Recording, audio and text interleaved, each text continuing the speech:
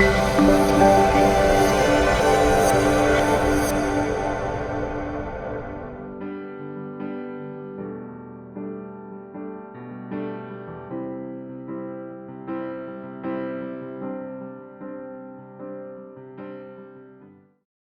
auditeurs, c'est vraiment une joie non contenue de pouvoir partager ensemble le moment de prédication avec vous en ce beau sabbat matin. Merci aussi à l'équipe de l'École du Sabbat qui nous a présenté une belle réflexion. Nous sommes très reconnaissants que depuis bientôt 3 mois, nous puissions nous rencontrer à travers ce service d'Espoir Média. Heureux aussi, bien évidemment, je suppose pour chacune et chacun d'entre nous, de ce déconfinement progressif avec des retrouvailles remplies de compassion, d'humanité et de partage. Pendant ce confinement, je pense que nous avons tous eu le temps de prendre une certaine distance, de prendre du recul pour réfléchir et peut-être aussi avoir la portée du sens de nos missions respectives à travers nos différentes églises. J'aimerais faire un zoom ce matin. Alors le nom Zoom peut-être vous dit quelque chose, sûrement. Et j'aimerais faire un Zoom, mais avant d'entrer dans la réflexion, je souhaite partager avec vous une anecdote. Et peut-être que cette anecdote, et sûrement d'ailleurs, va faire plaisir à l'ensemble de nos musiciens, mais aussi à chacune et chacun d'entre nous. L'anecdote, c'est celle de Johannes Brahms, qui a vécu de 1833 à 1897. Et Brahms était très attaché à son professeur Robert Schumann. Et lorsque le professeur va mourir en juillet 1856, l'élève a été très affecté et il s'est mis alors à composer une œuvre pour exprimer ses sentiments. En février 1865, apprenant que sa mère avait malheureusement eu une attaque, il va partir de Vienne pour Hambourg, mais malheureusement, il est arrivé trop tard pour revoir sa maman. Hanté par cette mort, il se met au travail. Et bientôt, le requiem allemand opus 45 va être achevé. Refusant alors de reproduire les paroles latines du requiem classique, le compositeur va véritablement sélectionner une série de textes bibliques pour exprimer sa réponse au problème de la mort, si crucial pour tous les humains. Alors pour Brahms, cette réponse est celle de la confiance en Dieu et de l'espérance de la résurrection, et comme il le dit dans le solo du baryton et le chœur du 6e mouvement. Tout à l'heure, j'ai parlé du Zoom parce que j'aimerais revenir, réfléchir ce matin avec vous, chers amis, chers auditeurs, sur l'événement où Jésus-Christ va apparaître à ses disciples sur une durée de 40 jours. Et lorsque, par crainte des autorités religieuses, les portes de la maison où se trouvaient les disciples étaient totalement verrouillées, Jésus vient. Jésus vient. Il se tient au milieu d'eux et il leur dit « La paix soit avec vous ». C'est peut-être une des premières phrases que nous avons pu prononcer lors du déconfinement progressif. Que la paix soit avec chacune et chacun d'entre nous. La paix a pu être avec nous durant ce confinement, même si, suivant les circonstances compliquées, difficiles, le mot paix peut-être n'était pas tout à fait approprié. Mais en tous les cas, du fait que nous allons progressivement nous retrouver dans nos communautés, je pense que nous avons pu dire aussi tous ensemble la paix soit avec nous. Alors au fil des semaines, le Conseil fédéral nous a donné des nouvelles informations concernant le déconfinement. Alors c'est vrai, ils nous ont quand même aussi passablement abreuvés de statistiques et progressivement, on peut nous réjouir avec prudence tout de même, c'est vrai, de pouvoir nous retrouver, de pouvoir nous dire combien ces 3 mois, eh bien, cela nous a manqué au niveau du contact visuel avec les frères et sœurs, au niveau du présentiel. Oui, la paix soit avec vous, chers frères et sœurs. La paix venant de Dieu. Le confinement vécu n'est pas le premier confinement de l'histoire. Il y en a eu d'autres. Alors, sans forcer le trait, on pourrait même dire que notre foi est née au cœur d'un confinement. Et ainsi en apprendre quelque chose. Qu'avez-vous appris, chers frères et sœurs, de ce confinement? Avons-nous réfléchi sur le sens des priorités en Église? Avons-nous réfléchi sur le sens de notre foi, sur le sens de nos vies? En tous les cas, je pense que ce confinement nous aura permis de réfléchir sur quantité de questionnements. Pendant le confinement, nous avons peut-être eu des peurs. Tout de même, plus de 1500 morts en Suisse, et dans le monde, ce n'est pas pour rien que c'est appelé une pandémie, 400 000 dans le monde. Donc, le mot peur n'est pas exagéré. Le mot peur qu'ont eu aussi les disciples après la mort du Christ. D'ailleurs, le mot peur dans le grec, c'est le même mot que phobie. Mais alors, peur de qui? Peur de quoi? Eh bien, du temps des disciples, peur des autorités religieuses qui, à l'époque, étaient représentées par les Juifs. Cela signifie que les disciples de la première communauté chrétienne étaient également confinés. Confinés pourquoi? Par crainte des représentants d'une foi, je dirais, très proche de la leur, dont ils étaient issus et dont ils avaient commencé aussi progressivement à s'émanciper. Donc, nous pouvons nous dire ce qui enferme vient rarement de très loin. Et leur maître venait de subir un refus incroyable. Même l'humiliation et le mépris, la mort sur la croix. Alors, on peut comprendre que la réaction de peur des disciples et sa conséquence, c'est le véritable confinement, puisque toutes les portes de la maison où ils se tenaient étaient verrouillées. Nous avons pu peut-être avoir l'impression, surtout au début de notre confinement, que nos portes étaient verrouillées.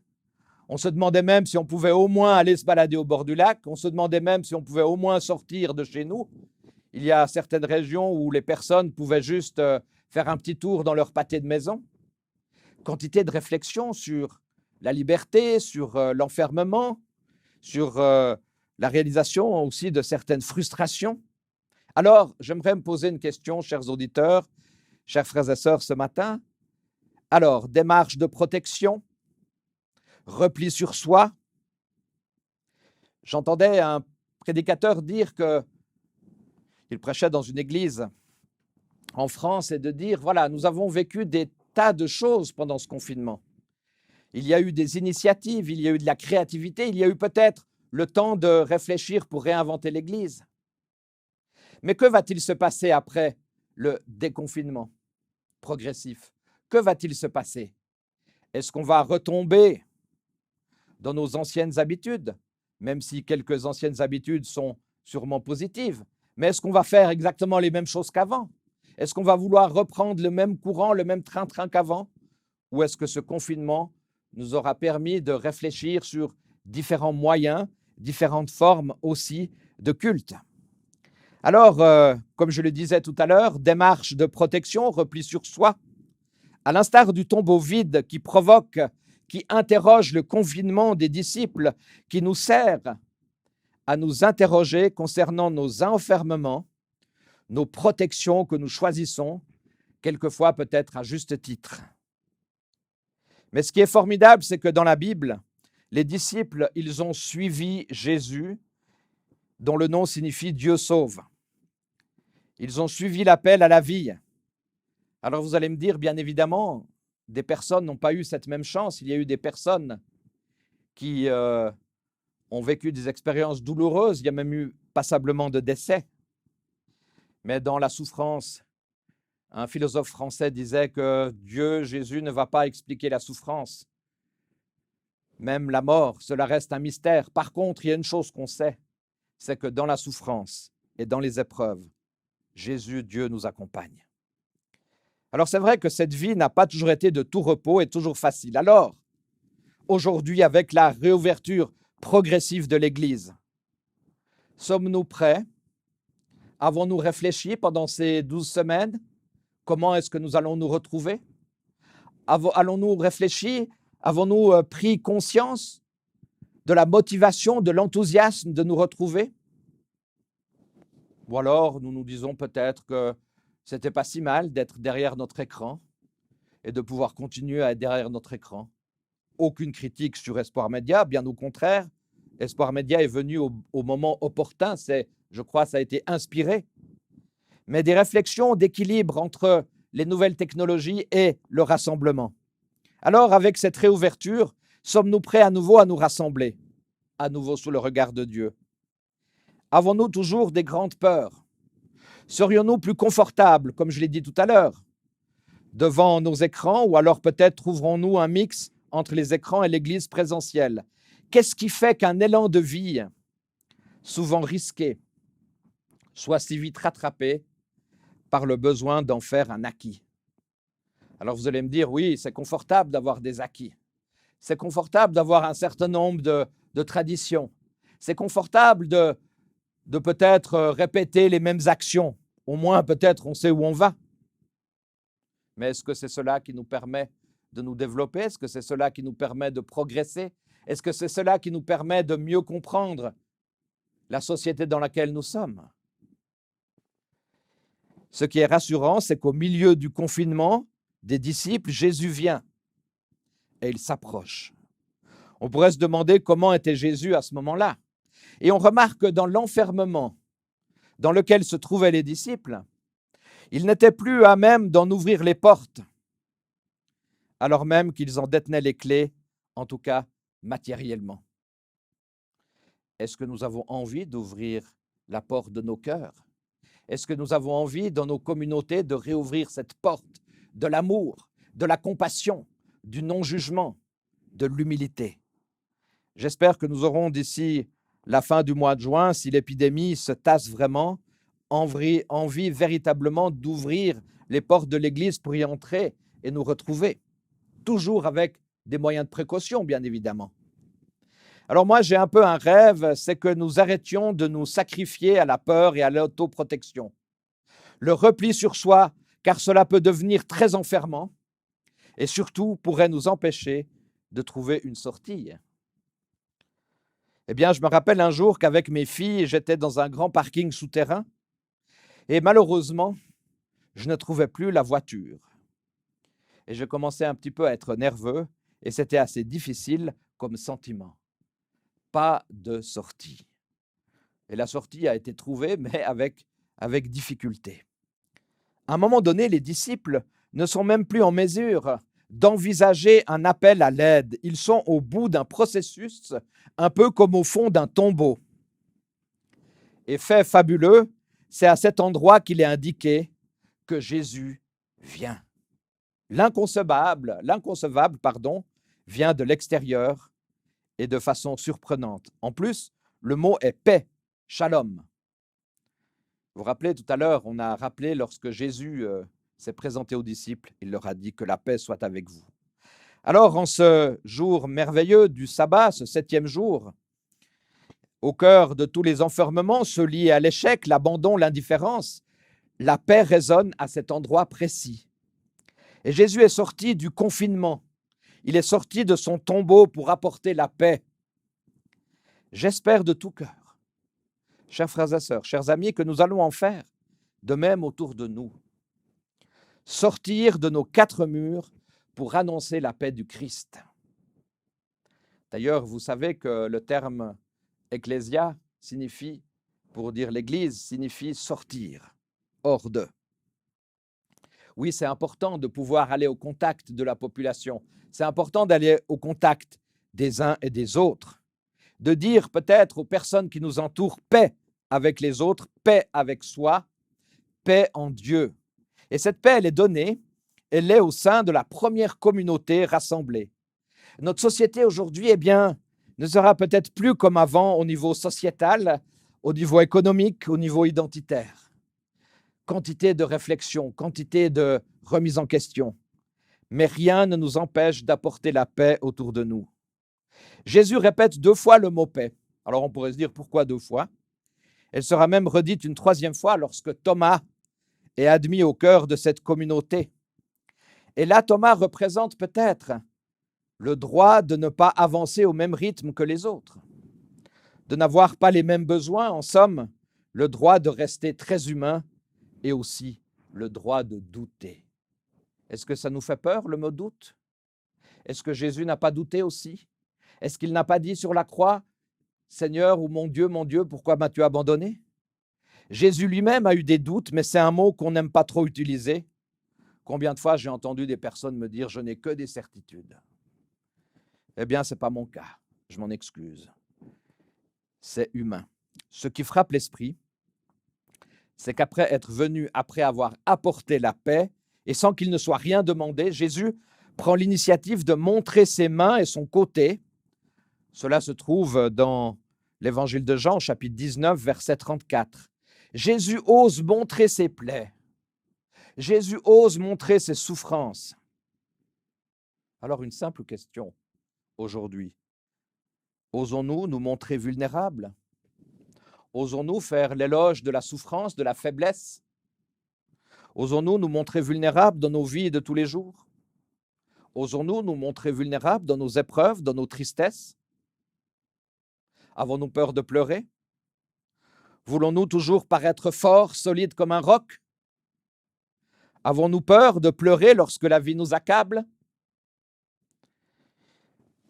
J'exerce aussi un ministère dans l'aumônerie et j'ai eu l'occasion de vivre une expérience assez bouleversante. C'est l'expérience d'une résidente qui me disait, vous savez, j'apprécie vos visites, mais moi, j'en ai marre de la vie, j'ai envie de partir, j'ai envie de rejoindre le ciel.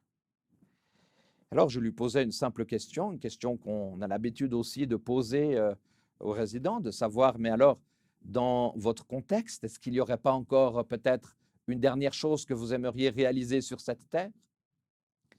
La personne de me répondre, la seule chose qui me reste, c'est votre présence et votre accompagnement.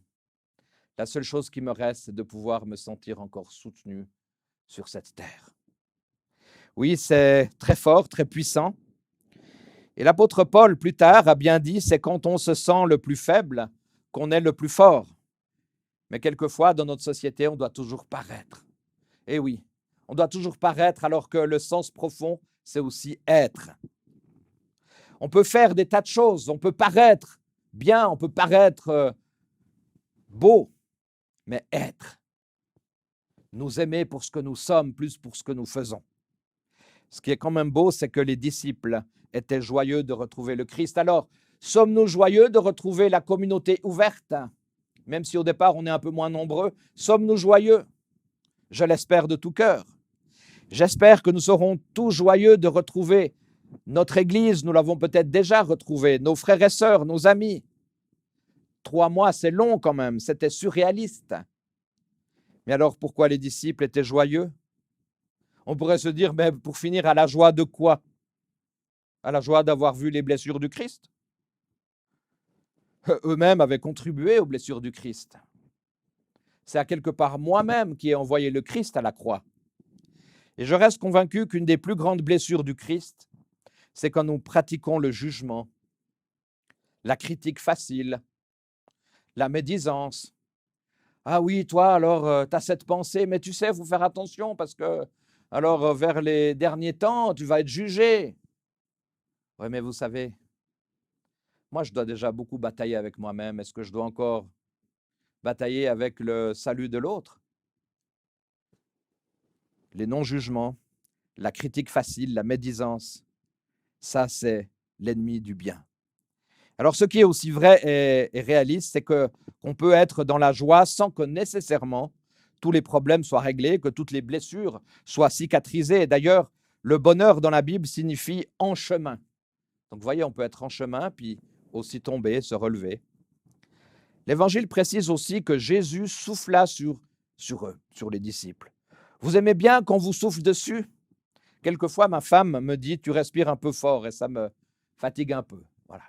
C'est vrai, c'est des fois un peu énervant. Mais ce que Jésus fait rappelle le moment où, dans le récit de la création, après avoir modelé l'humain avec la poussière du sol, Dieu a insufflé dans ses narines l'haleine de vie et l'humain est devenu un être vivant. Genèse 2, verset 7. L'humain est devenu un être vivant. On a une autre traduction, une âme, mais là on voit qu'il y a toute la personne, c'est ce qui est extraordinaire. Il y a là toute la personne, un être vivant. Et ici, c'est une pierre deux coups parce que l'évangile de Jean nous a parlé aussi du souffle de Pentecôte qui est donné le jour même de la Pâque. Le souffle, l'haleine de vie, c'est ce qui devrait nous habiter pour ce déconfinement. Le souffle met fin aux arrêts. Le souffle met fin aux enfermements, aux peurs, aux angoisses, aux sentiments de culpabilité, au confinement spirituel. Tous ces points vont peut-être toujours nous habiter, c'est vrai, mais nous pouvons avancer et être transformés avec cela. Alors, ce qui est aussi intéressant, c'est que après avoir donné l'Esprit, Jésus poursuit avec le thème du pardon. Et j'aimerais terminer avec cette réalité. N'est-ce pas singulier que le premier acte du déconfinement de la mort s'articule autour du pardon? Pardon à l'autre, à celui qui pense autrement, au coupable. N'est-ce pas important de nous interroger, chers amis, sur nos différents enfermements qui sont peu à peu imposés, installés dans nos vies? Et au moment où ce déconfinement s'accélère, dans quelle mesure tous les déconfinements, dont celui lié à ce méchant virus, pourraient n'être qu'un pâle reflet, auront-ils été visités? Ne serait-ce que par une petite brise, un petit souffle d'air, une présence qui accueille et qui libère. Pour nous, cette présence qui vient, qui nous accompagne tout au fond de nos tombeaux pour nous en libérer, c'est le Christ. Se pourrait-il que parmi les grands tombeaux qui nous tiennent enfermés, il y a en premier lieu celui de la peur? Moi, je dis toujours dans nos églises, la peur, c'est quelque chose qui nous enferme. La peur de mal faire, la peur de telle ou telle prédication, la peur de tel ou tel message. Mais si nous sommes sincères avec le Seigneur, si nous sommes ouverts à la réception de l'Esprit, pourquoi avoir peur? Jésus est venu pour enlever les peurs des disciples. Pourquoi y a-t-il de la difficulté à pardonner? Pourquoi est-ce qu'on a de la peine quelquefois à pardonner nos frères et nos sœurs? Alors, Blaise Pascal nous dit ceci: il n'y a que deux sortes d'hommes, les injustes, pas les injustes, mais les uns qui sont justes, qui se croient pécheurs, et les autres pécheurs qui se croient justes. Ah, je trouve ça extraordinaire. Alors, moi, je ne dois pas vous cacher une chose. Moi, je préfère me dire que j'ai tellement de choses, j'ai tellement d'aspects où je dois demander pardon au Seigneur, que pour finir, si j'accepte ce pardon du Seigneur et puis que j'offre mon pardon, ça, c'est la grande force.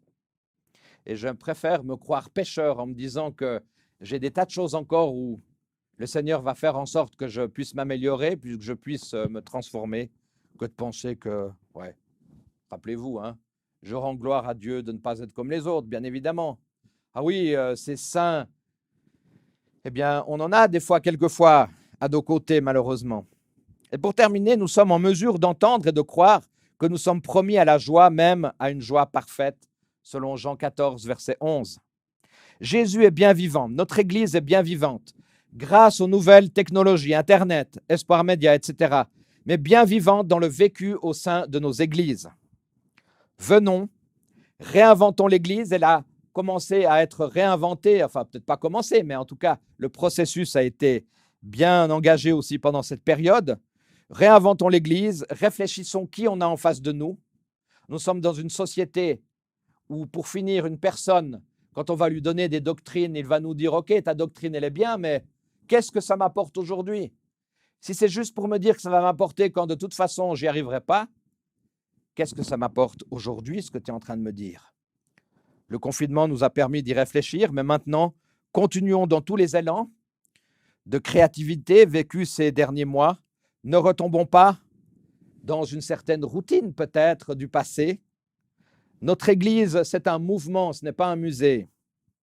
Notre Église est un mouvement, elle est amenée à bouger, elle est amenée à se laisser transformer. Alors que Dieu vous bénisse chacune et chacun d'entre vous, que le Seigneur nous aide à accomplir ses desseins et surtout que nous puissions très vite vivre des moments merveilleux les uns avec les autres et surtout dans la paix du Christ. Amen.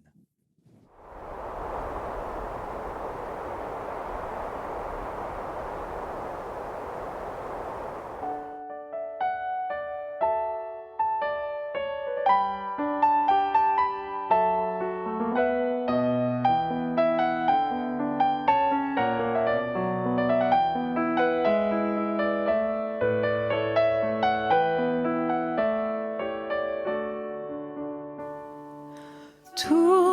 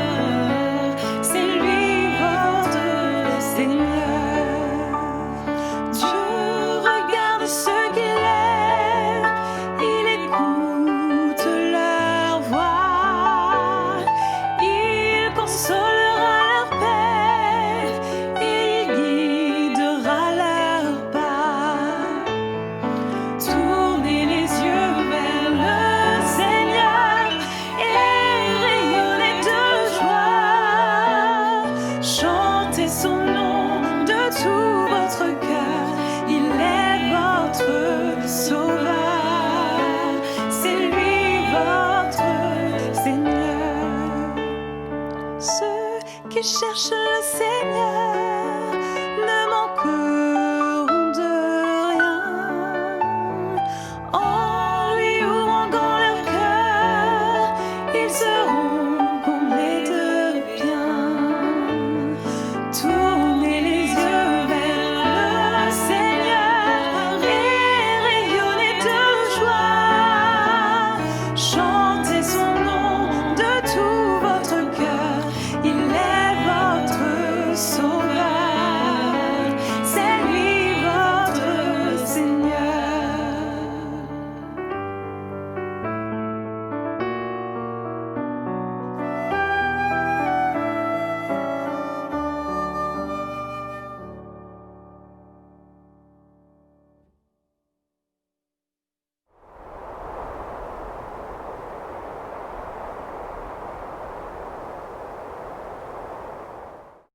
Prions ensemble.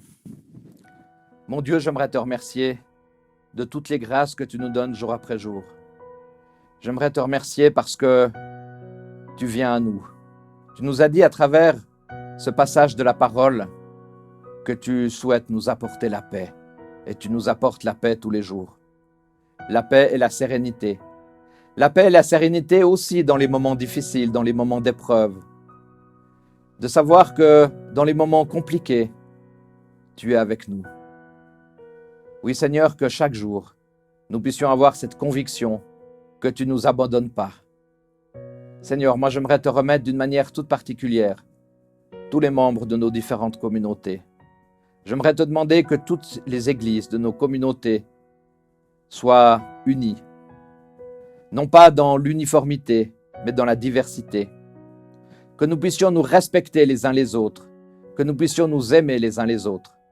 Le Christ lui-même, dans sa prière d'intercession, a prié pour l'unité.